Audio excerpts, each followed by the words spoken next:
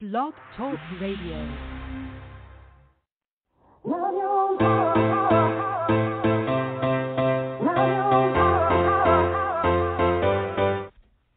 Chatting with Nat is a podcast for independent women seeking to speak their truth and to break down barriers. We host honest conversations that help to guide and empower women. Speak your truth and set yourself free. Let your voice be heard. Hi,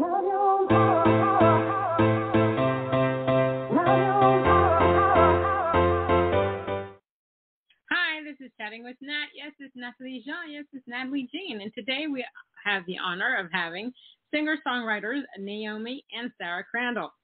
After the Millennials is an American band made up of two sets of twins, Seth Sarah, Nate and Naomi Crandall.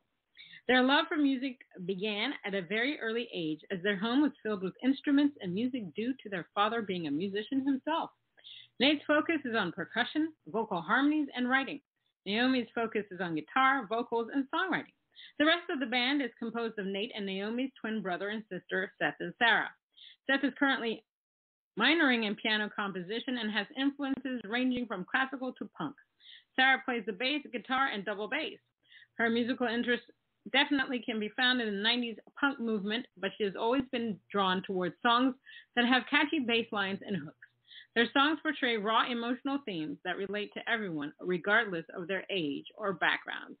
So let's give Sarah and Naomi Crandall a round of applause.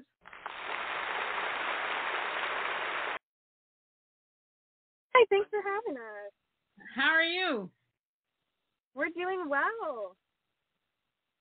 These are crazy times. So how have you been during this whole pandemic thing? Definitely been crazy to say the least. We, Nate and I both graduated from high school during it, and we started our first year of college. Seth and Sarah both graduated during COVID, so it's been crazy trying to balance school, music, and all the things in between. Yeah, it's been cray-cray, up and down, up and down. They always give you some misinformation. Wear your mask, don't wear your mask. I'm still wearing my mask. I've been vaccinated, but, you don't know what to believe anymore. You just don't know. I mean, what do you think? It's just crazy. It's just crazy. What do you think is the first thing that you'll really want to do once things are really done? I mean, the pandemic is over. Live music, honestly. Going right. to see, a big concert.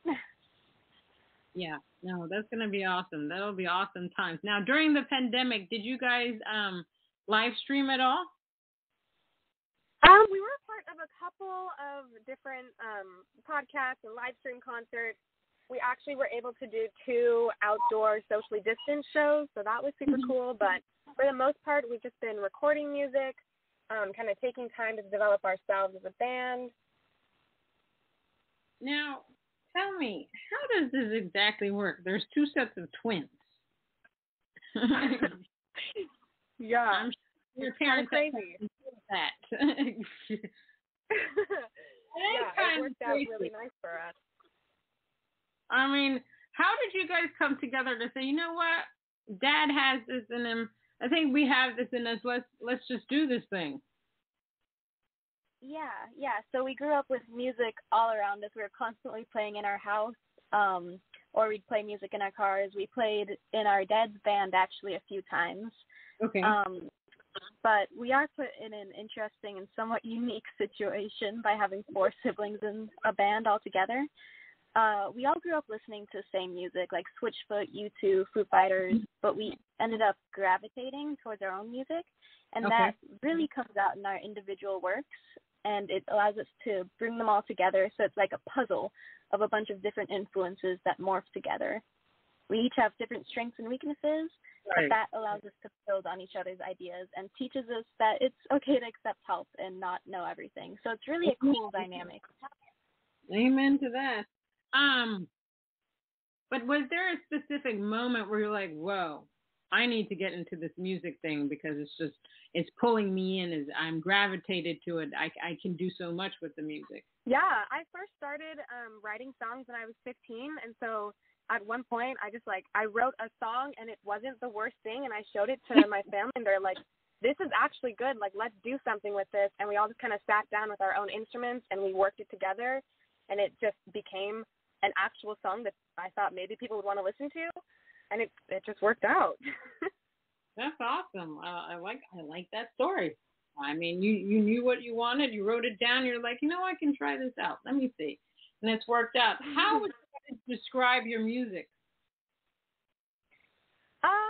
We technically would say we're an alternative rock band. Okay. Right. The last EP that we just put out, Faded, that one definitely has songs from all different kinds of almost genres. We have some that have more like folk influences, and then we have some that are more poppy, and then we have more acoustic. So it's kind of all over the place. Okay. But we're really just exploring what we can do and having fun with it. Now, what would you say about your music is rebellious, unconventional, or unusual? That's a really great question. I think the fact that we're all teenage to young adult years, you definitely have a lot of that teen angst in there, and that it shows. And so you've got just rebellion in the lyrics and in wanting to create our own paths and in trying to find ourselves. And it's a topic to a lot of young people right now. I like that. So what do you think sets your music apart from anybody else's music out there? Besides the fact that it's two sets of twins, I mean, I think that's probably the big catch. You put it out and it's just branding in and of itself. Because we're a family, we have these crazy dynamics where we don't really have to communicate our ideas. It just kind of works. We just know each other so well. Yeah. Well, that's a good answer. So how important is it for you to be able to speak your truth through your music?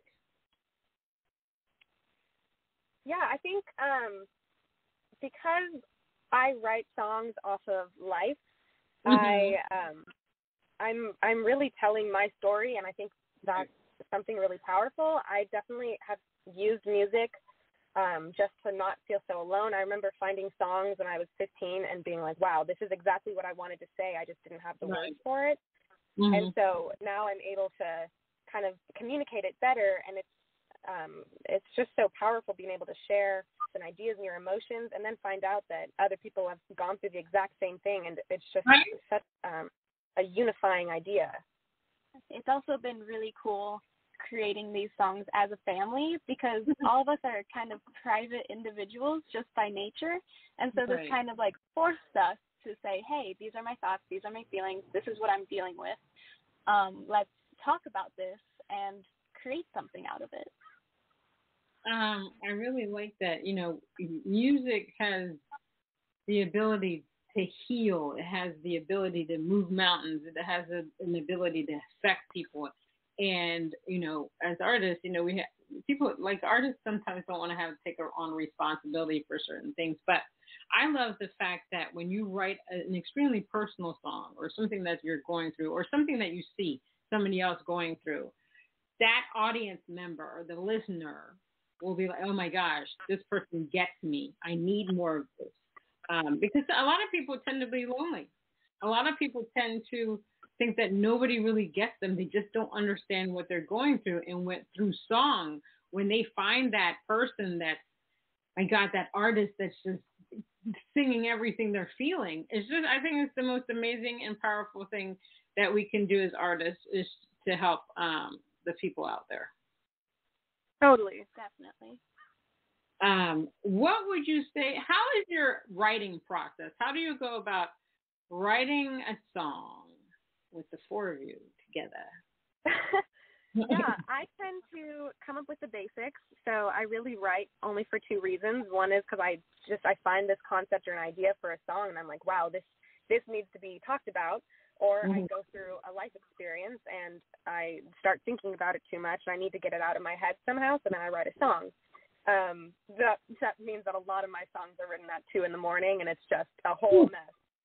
But it's pretty easy for me to get the lyrics out and to get a basic melody or a chord structure put together, and it's just really a rough draft of a song. And then at that point, I'm able to give it to Nate, and he is able to take it to the next level. He's able to really conceptualize what the song should sound like and just put it in the right direction. And then Seth, since he studied piano composition and theory, he has a great understanding of all the little details and how to just fine-tune it. And then Sarah, she knows her instruments so well. She knows how to add these hooks and everything. So we're able to just come together and put all the pieces and make it into this beautifully composed piece. And how do you all deal with writer's block, if you get writer's blocks? Because some people don't get writer's block. Yeah, during COVID, it's been rough. I know a lot of artists were able to just use this time to grind and get so much put out. But I found myself feeling really stuck because I wasn't having any life experiences, and I lost motivation to write anything really. And so it's been rough, but I feel like I'm getting back into it as things are opening back up. I'm able to see people again. I'm able to go out. I'm able to find things to keep myself going. And it's really just getting out there and being with people that helps me to get over writer's block. I think I thrive with people. So that's a really big necessity, is having that community. Yeah, I mean, for myself, I was supposed to try this challenge. There's one of the ladies that I interviewed on my podcast. She did a 30-day challenge where she wrote a song a day for 30 days. And I said, to do that? She said, yeah, some days there were like maybe 2 words on the paper, but she went through the entire process. And I'm thinking, I need to do something like that. I mean, I wrote a couple of songs during the pandemic, and I'm supposed to be currently working on a new album, and certain life things are prompting me to move forward with that. But yeah, you definitely have to be motivated. And I think the pandemic kind of put a lot of people in a depressive state because, we're locked inside. We can't see our friends. You can't hug people. You can't do this. You can't do that.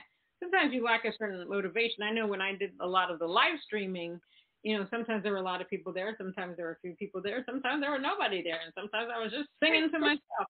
But it allowed me to practice my music because I'm 100 years old and sometimes I forgot my lyrics. And sometimes if I'm performing, I'll just make something up. Nobody knows the difference. Okay. But yeah. Exactly.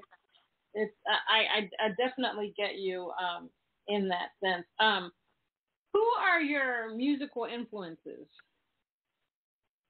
Yeah, I think for personally, mine come from bands like Group Love, Paramore, Cage the Elephant. I love finding artists that have just really strong female vocals.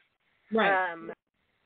I know Seth and Nate, they have more classic rock influences. Nate's got a little bit more of like the hip hop and like well-produced stuff. And then Sarah, you can explain your influences. Yeah, so I actually started playing bass because of the band Silver Sun Pickups. They have this awesome female bass player, and I heard their songs. I'm like, oh my gosh, I want to be that cool. I'm going to start playing bass too. And then The Living End influenced me to play stand-up bass. And then besides that, I've been pretty heavily influenced by the musical styles of Blink-182 and Catfish and the Bottlemen. Awesome. So what do you both enjoy about being an artist? I think for me, I mean, I know I've talked about community a lot, but I think just having the ability to meet with people and to meet other artists and to exchange ideas, stage in front of however many people, whether it's 5 or 200 or plus, it's so great to have that platform and being able to just share ideas and thoughts.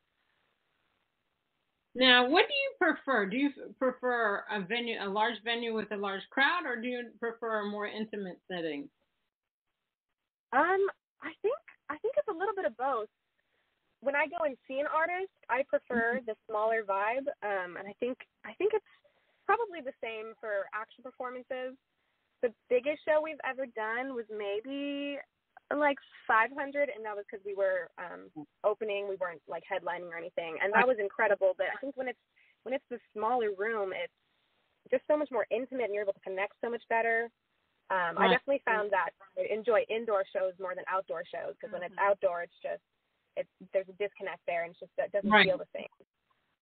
No, I get that. So we're going to play your song, Drown. What is that about? Now I could guess what it's about, but tell me what it's about. Yeah, Drown is one of my favorite songs actually that we've recorded. It's a very personal song. Ages 15 to 17 were just some really hard years. I was going through a lot. Also, just teen hormones were messing up a lot of stuff. But this song is just basically an inner dialogue of all the thoughts and the ideas I was struggling with. And it's just all of my emotions communicated in a few minutes. A few minutes. All right. Well, we're going to have a word from our sponsor, and we'll play the song. Hi, it's Jordan and Madison, and we're Jay Madison out of Nashville, Tennessee. We'd love to tell you about B Squared Management, artist services by artists for artists. Get your press, branding, single release, and sync success plan now at bsquaredmgmt.com. And listen up to our latest single, Down, now on Spotify.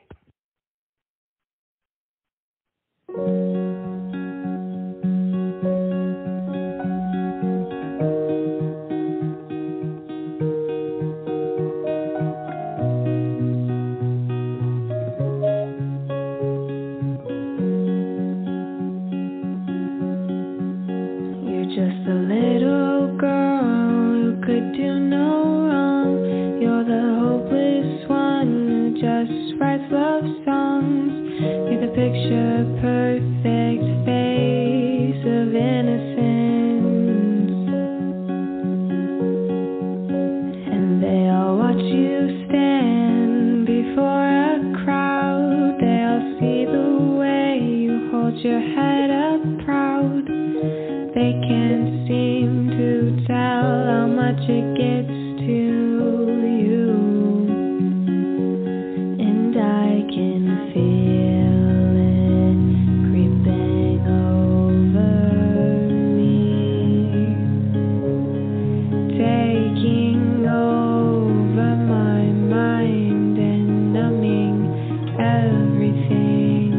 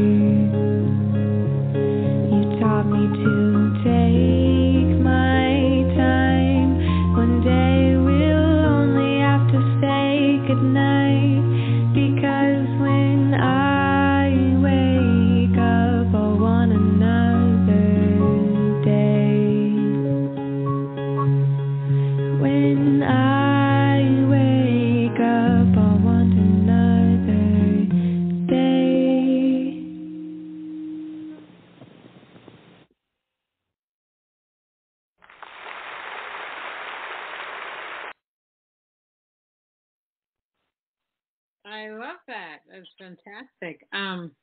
When I'm listening to the song, I feel like I could hear that in a movie or even a documentary, or even a commercial. Have you guys thought about trying to go for sync and licensing with your music? Yeah, we're definitely we're open to most opportunities. We haven't looked into it too much, but we have a few connections with people that we're definitely keeping open in case that ever is something that we look into more seriously. You really should, and I'll tell you why. It depends on what you want to do with your music. So let me put it to you that way. As artists, obviously we'd love to make millions of dollars. This music industry is extremely hard. And the way that musicians are making money now, obviously if you're touring and you're selling merch, you're going to make a killing, right? Especially if people are still buying CDs, which a lot of people don't. Unless you're touring and they can have a signed copy, people will go gaga for that stuff. Yeah. People, what they do now is they're streaming music. You can't sign streaming music and stuff like that. And in order to make a real great living streaming music, you've got to stream millions and millions. I think the song "Happy" by Pharrell streamed like I don't know how many millions, and he only made $30,000 out of it. Now $30,000 is a nice chunk of change, but not for millions and millions of streams, because streams, on Spotify you get half a cent per stream. Yeah. You're not really making that much money. So where artists are now trying to make money is through sync and licensing, because you can make a ton of money. So I'm with a publishing company, and she sends me stuff all the time. That like one of the things they sent me was something for like $10,000 just to get my song in like a commercial. I don't know if they'll accept it, but those are the types of offers that are out there. And sometimes with commercials, if your song is just played over and over, you're going to make a killing. So I would advise you to think about that strongly about trying to get your music in the film, because the vibe from that particular song is something I could just see in a teenage film. It could be an adult film. It could be a commercial. It could have been a car commercial. That's another way for other people to hear your voice and hear your music and find out about who you are. So just think totally, yeah. We'll definitely have to look into that more. Yeah, we definitely do want to do that. Now, I know you said that's one of your favorites. Is there another song that you liked, that you love a lot of yours and that you love to perform, and why? We have one song that we're actually working on recording right now. We're about halfway done with it. It's called Ramona. Okay. And that one, just the energy is so much fun to do live.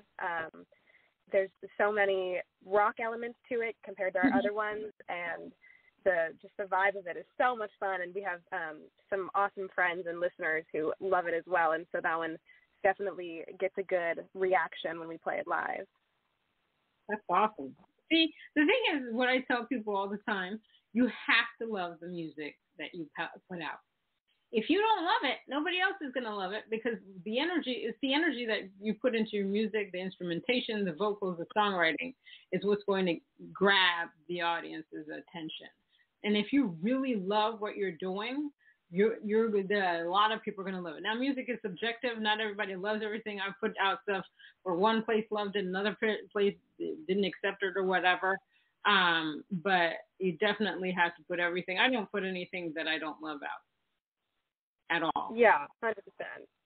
And I prefer my music extremely raw, meaning, like, I'm like weird. Like if a pen were to drop in the background, I would leave it in there, because that's real life. That's just real life. I don't see. Yeah, I'm weird. I don't seek perfection in my music at all, because there's no such thing. There's like albums and songs that we love, and we say, okay, this stuff is killer, and this stuff is amazing, and I love this artist, but there's no song or album that is perfect. And I think that, the audience, the listeners, are craving something different. Because if you listen to radio, it's basically the same stuff all the time, 24/7, same artist, being played, the same song. There's a point, and I keep saying this, but I can't listen to a couple of Lizzo songs anymore because they played it too much. You know, when you first release a song, isn't that crazy though? You'll get in the car in the morning, you go in the car in the afternoon, you get in the car in the evening, it's the same song.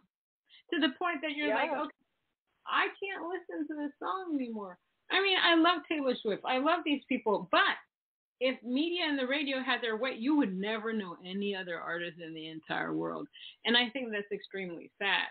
And so I think that we need to get more independent artists out there, push them out there. You know, we have to be more vocal and get these radio stations to play at least, like, I don't know, 10 minutes, 15 minutes of indie artists that are doing all of it themselves, because this is a hard job, don't you think? Oh, I 100% agree with that. It's so important. And one of my favorite things is finding local music in the area and just going and supporting, because nobody else is doing it. You really have to be vocal with that.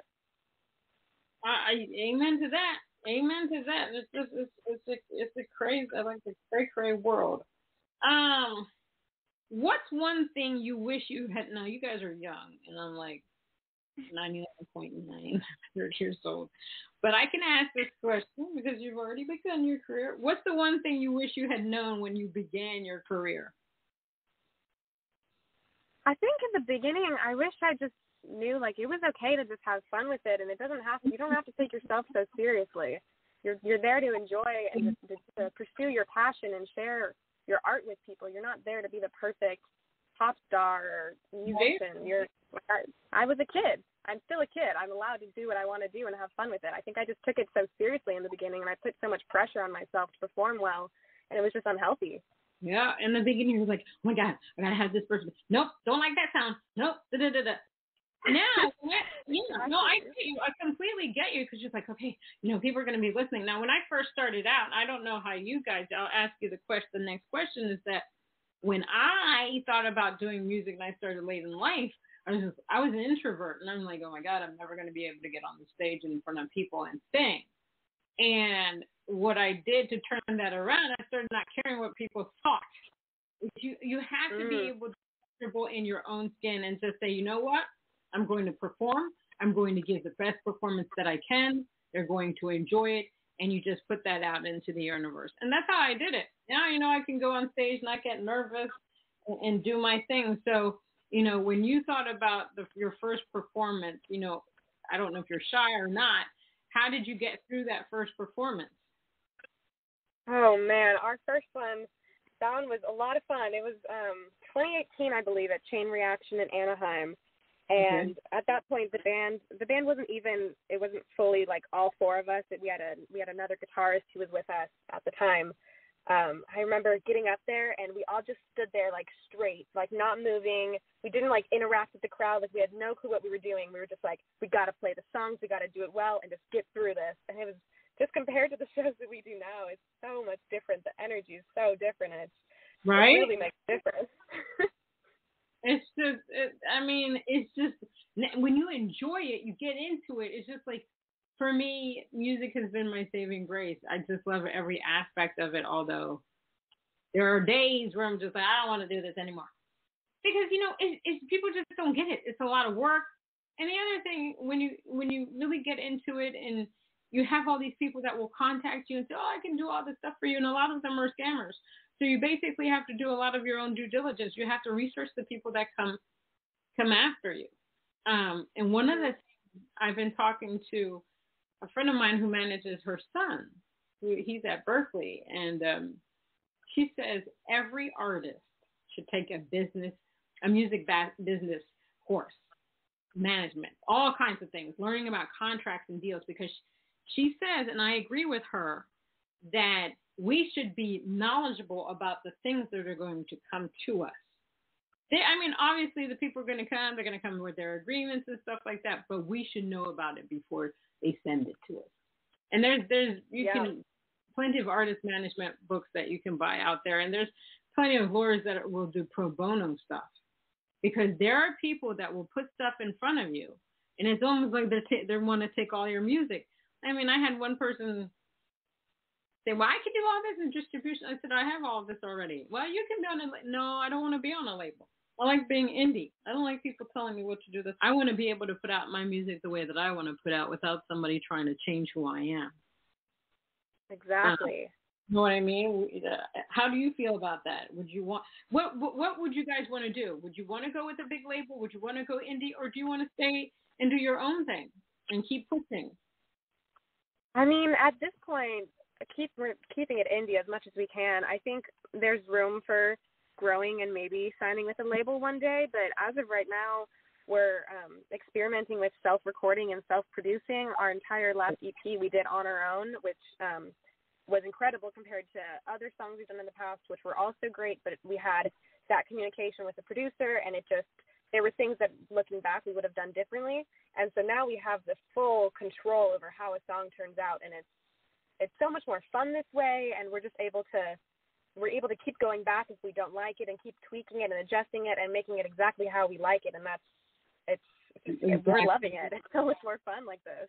No, I agree with you 100%. When you have full control, you're just like, yeah, let's add this, let's add that. Like, a friend and I released a song a couple of days ago, and it's about animals because she just loves animals. So do I, and she's all into protecting animals. And we wanted to make it a little different. So my friend, the producer, he put this the sound of I think it's a lion or tiger growling in the beginning of it, which made it really cool because you realize, okay, this is about animals. And the thing is, you could use that in a film. So there's so many different ways that you can go about doing a song. But when you make that song specifically unique, that's where you grab people's attention. I've been to a lot of conferences, music conferences, and the things that they tell you is that they'll tell you, if you're going to give me a song for Rihanna, don't give me something she's already done. Give me something that she hasn't done. Even though we hear the same stuff over and over on the radio, the people are craving something different. I know that as I've grown older and start to really listen to music, I actually listen to the lyrics more than I listen to the melody, because I love to see what story is coming from the artist's soul. What are they trying to say? What are they trying to convey? Am I really getting to know that artist right there in that moment? So, yeah, you'll have evolutions of music, of figuring out what you want to do with your music. I went from left to Z to A, from A to Z to Z to W, whatever. I mean, I've been all over the place. And what I realized is that I want my music to make a difference. I want to be an effective player in life. And whether that means, I'm making a difference in somebody's life because they've been through some of the same things I've been through, or I'm just making them happy, I think that I've done something right. So here's a question. I always ask this a different way. What is something that you tried to do in the music thing? It didn't pan out. And what did you learn from it? Yeah, that's a really good question. I mean, I think we tried a lot of different formulas when we were writing songs in the beginning. And some of them work really well for other artists, and I don't think it works as well for us. In 2019, we were able to be a part of this foundation hosted by House of Blues called Music Forward, and that gave us the ability to network with other artists. It was like a 6-week program where we got to just do artist development and meet other local people around our age who were making music. And that was incredible. It was so much fun. We learned so much. But we really saw the difference between how each of us are approaching this. Right. And for us, we really enjoy genuine connection, and we like to be honest with our music. We like to keep it as real as possible. And some of these people had a different approach, which works really well for them, but it didn't work as well for us. We have social media and we use it to promote as much as we can, but we prefer more of the in-person connection as of right now. And so I think we tried to be something we weren't during that time, and we just had to take a step back from that and reset, especially during this quarantine time where we really were able to figure out what we were actually pursuing. Were we doing this because we want to make money, or are we doing this because we want to have fun? Well, I get that completely. So we're going to play the song Strangers in a Song. Tell me what that's about. Yeah, I wrote the song last summer. It's about the what ifs in life. So what if I had made the first move with this boy? What if we had spent more time together? What if things had just turned out differently? And it's just about the what ifs in life. I think there's so many, and it's so fun to think about it, but not to dwell on it, because then that gets unhealthy. All right, hold on one second. We'll have a word from our sponsor. Hi, this is Nikki Chris, and I host a podcast called Mixin It. Mixin It focuses on women in the music, entertainment, and the performing arts. Our goal is to provide an avenue for industry veterans and up-and-coming artists, musicians, engineers, and producers to showcase their talent. Listen to Mixin It on Monday Music Madness at 8 p.m. Eastern on the Sim Radio Network. You were the one that I always knew, but never thought you could want me to. Till that night that we stayed up till 3. I didn't know what was happening. You made me fall completely, head over heels for you. I could sit here waiting for something to change, but I'd be here all night. Didn't think that when I saw your face it would take over my mind. I can't help that you make me crazy when you smile back at me. And when we're driving round that sleepy town, the feelings take control of me. You were the one that but never thought you could want me to. So that night till we stayed up till 3. I didn't know what was happening. You made me fall completely, head over heels for you. Do you want me to? Ooh, ooh, ooh. What would have happened if you hadn't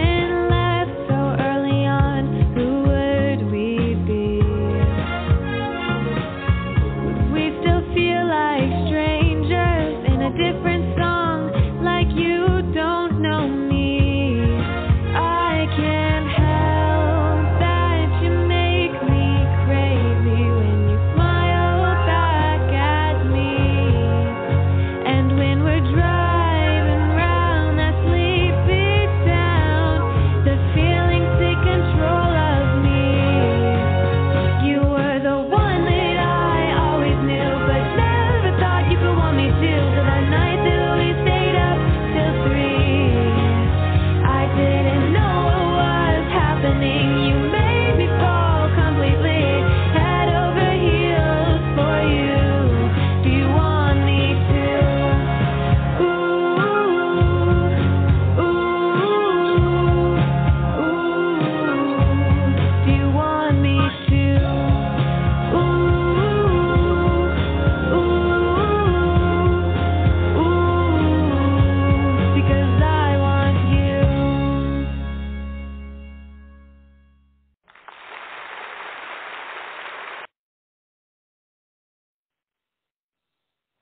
What I love about your music is that it seems so raw and authentic. I'm into this authentic, living this authentic life, because the past 6 years, have been crazy. I mean, it's just been, you don't know what to believe anymore. And then you find out people are just not who they say they are. I just can't, it's just, so when I hear authenticity like that, I love it, absolutely love it. And I think you guys awesome. What advice would you give someone trying to break into this industry? Honestly, I mean, like Naomi was saying before, just having fun with it and not trying to hold yourself to a perfect standard. That just adds way too much stress and pressure, and it becomes all about utility and making money instead of being, like, expressing yourself. in a true way and connecting with other people. Yeah, and I think it's important not to compare yourself, especially with social media. There's so many artists out there right now, and while that's incredible, it's just becoming so saturated. It's hard not to just, when you open your phone, you see another artist and you think, wow, they're so much better. They're putting in so much more work. It's really important to take a step back and just reflect on who you are and what you're trying to do. Yep. No, that's great advice. And if anybody out there is trying to do music, remember, it's a lot of work. How do you manage? Yeah. How do you manage all your social media? I mean, we have a couple of band accounts that we use occasionally. There's definitely been accounts that we just had to let go of. There's been TikTok accounts. I think it works really well for some people. For us, it was more toxic than it was helpful. So it's finding the right balance between making an impact and promoting yourself and connecting with others, but also not letting it take over your life. Here's the thing. I was working with, and I still work with them from time to time. I was working B Squared Management, and TikTok is a very interesting thing, because at first I was like, no, I don't want to do this. It's not me, blah, blah, blah. But I got 2 kittens in December, so I put them on there, do silly stuff. But I also use my own music. I have a song called I Told You No, which is about my own sexual assault. And I put that on there, and I got a lot of views on there. So it depends on how you do TikTok. I mean, a lot of your songs are really good for TikTok if you do TikTok in a more personal way.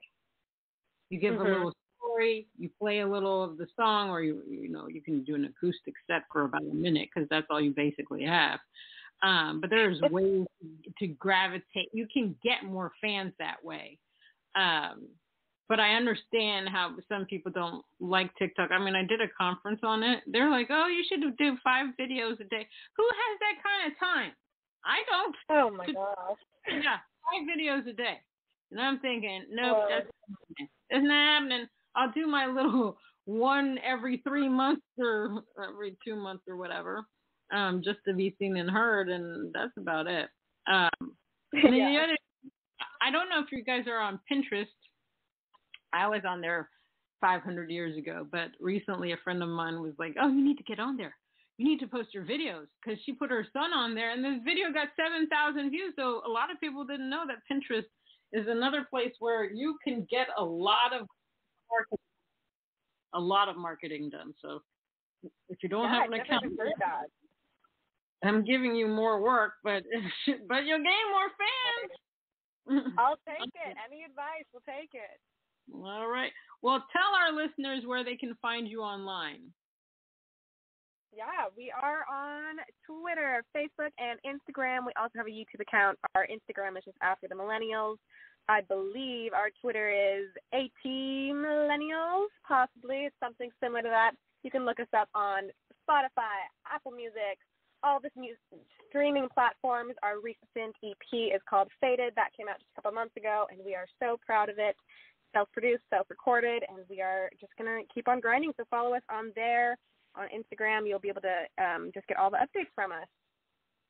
Awesome sauce. Well, thank you, Naomi and Sarah, for being on Chatting with Nat. It was truly an honor. I will follow you everywhere now. I think your music is awesome. You guys are powerfully young and bright in your music. You're raw. You're authentic. I think people should follow you.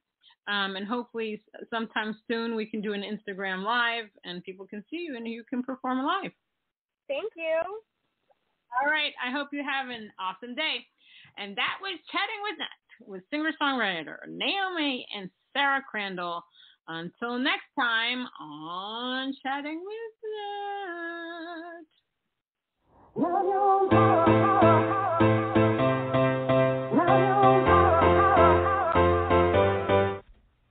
Chatting with Nat is a podcast for independent women seeking to speak their truth and to break down barriers. We host honest conversations that help to guide and empower women. Speak your truth and set yourself free. Let your voice be heard.